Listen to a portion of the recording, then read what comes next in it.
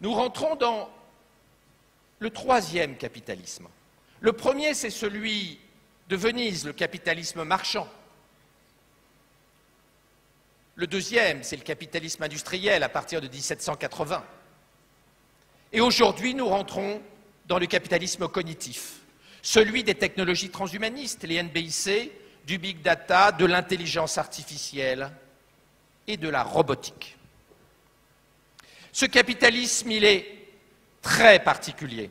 D'abord, il est démiurgique puisqu'il nous donne le pouvoir des technologies transhumanistes.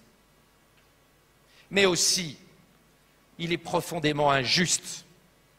Car la réalité du capitalisme cognitif, c'est que dans un capitalisme de la connaissance, les gens malins ont plus de pouvoir et de revenus que les gens moins malins.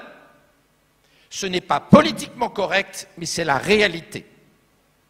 Et si on veut m'expliquer que les gens moins intelligents que l'intelligence artificielle seront millionnaires en dollars en 2040, je ne serai pas d'accord.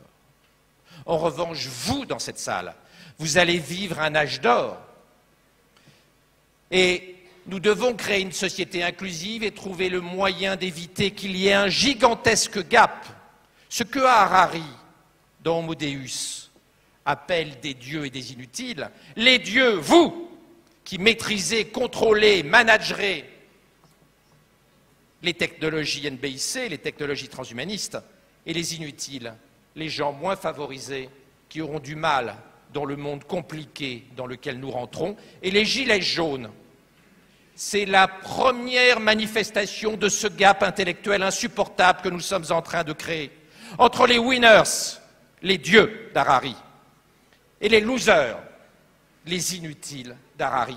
Et je reprends les termes d'Harari, non pas pour m'en féliciter, mais pour alerter tout le monde sur le fait que la crise des Gilets jaunes n'est pas un épiphénomène, elle est là pour 100 ans. Et c'est vous qui la résolverez.